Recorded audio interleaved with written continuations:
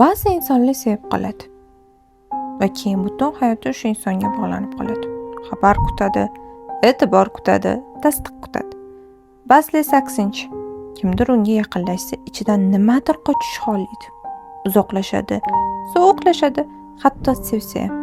Va eng qizig'i, ko'pchilik o'z xarakterini tanimaydi. U faqat o'z yarasini ichida yashaydi. Siz hech o'ylab ko'rganmisiz, nega ayrim insonlar meni tashlab ketishadi degan qo'rquv bilan yashaydi?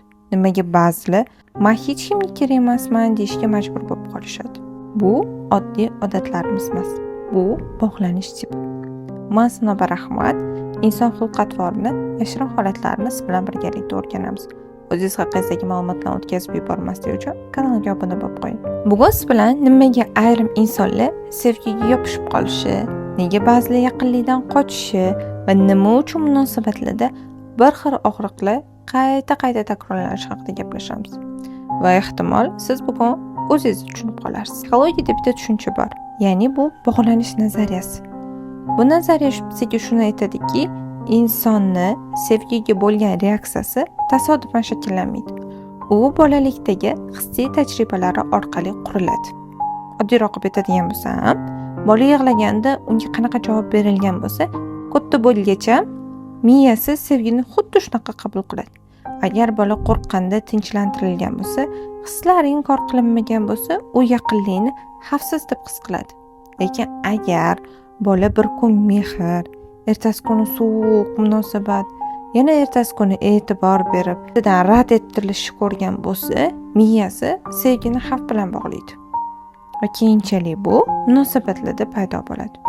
Eng qiyin joyi esa ko'pchilik sevgini hozirgi odam bilan yashamaydi. U bolalikdagi hissiyotlari bilan yashaydi. Bugungi videoda siz bilan bog'lanish tiplarini ko'rib chiqamiz. Birinchi tipimiz bu xavfsiz bog'lanish.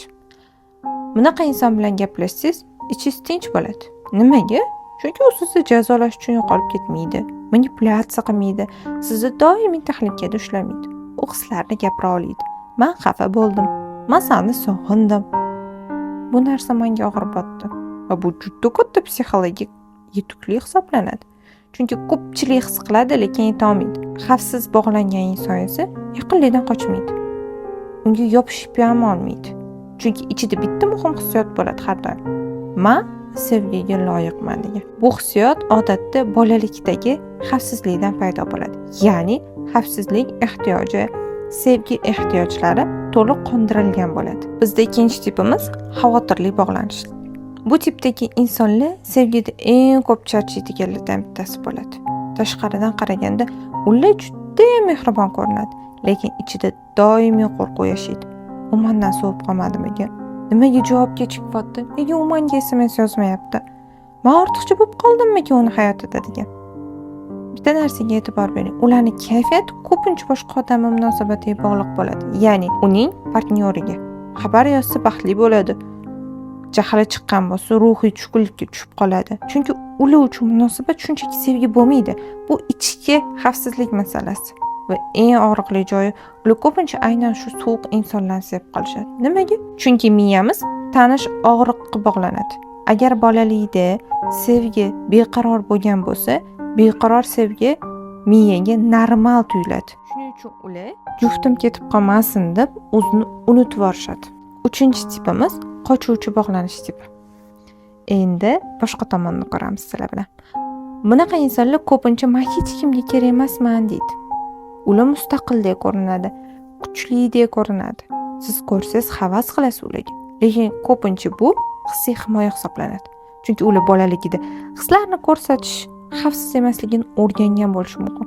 Masalan, biz har doim bolalarga aytadigan gaplarimizda yig'lama, kuchsiz bo'lma, o'g'il bola yig'lamaydi, sen kuchlisan, sen birinchi farzandsan, sen ukalaringga, singillaringga o'rnak bo'lasan, sen yig'lama, o'zingni bos. Bu biz har doim bolalarga aytadigan gaplarimiz.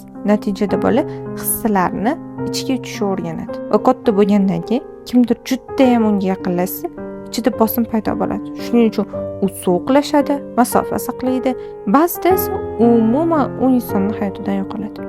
Eng qizig'i, ular sevgidan qochmaydi. Ular og'riqlardan qochadi. Chunki yaqinlik ular uchun xuddiki zaiflikni ochib qo'yadi. Zaiflik esa ular uchun xavfdek tuyuladi. 4-tipimiz chalkash bog'lanish. Eng murakkab tip. Va inson bir vaqtda o'zida ham yaqinlikni xohlaydi, ham undan qo'rqadi. Bir kuni juda ham bir mehribon bo'ladi, ertasi kuni birdan sovuqlashib qoladi. Yana bir kun siz yasholmaydigandek his qiladi. Ertasi kuni esa sizdan qochayotgandek bo'ladi. Buni atay qilmaydi. Ichida ikkita qarama-qarshi signal urishadi. Yaqinlashsam og'riq bo'lishi mumkin, lekin uzoqlashsam yolg'iz qolaman degan. Ko'pincha bu tipdagi insonlar travmatik muhitda ulg'aygan insonlarda uchraydi. Mehr va qo'rquv birga bog'langan joylarda. Va bunday insonlar ko'pincha o'zini o'zi ham tushuna olmay qoladi. Hozir sizga juda ham muhim bir narsani aytaman. Bog'lanish tipi bu taqdir masalasi emas. Bu sizning aybingiz. Bu sizni nerv tizimingizni omon qolish uchun o'rgangan usuli desa ham bo'ladi. Lekin miya o'zgaradi. Ya'ni miya yangi hissiy tajribalarni o'rganishi mumkin. Sog'lom munosabatlar, xavfsiz insonlar, o'zini anglash, terapiya bularning barchasi nerv tizimini asta-sekin o'zgartira oladi. Lekin buning uchun birinchi qadam nima bilasizmi? O'zingizni yomon inson deb hisoblashni to'xtatish. Siz ortiqcha hissiyotli emassiz. Va siz hissiz emassiz. Ehtimol ichingizdagi bola hali ham xavfsizlikni qidirayotgandir. Ko'pincha sevgida odam emas, o'zini eski hissiyotlarini qidirishadi. Kimdir nihoyat tanlanishini, kimdir tashlab ketilmasligini, kimdir esa birinchi marta xavfsizlik. Shuning uchun ba'zida biz sevayotgan inson emas, ichimizdagi yaralarimiz, travmalarimiz tanlov qiladi. Va inson o'zini tushunmaguncha bir xil munosabatlar qayta takrorlanadi.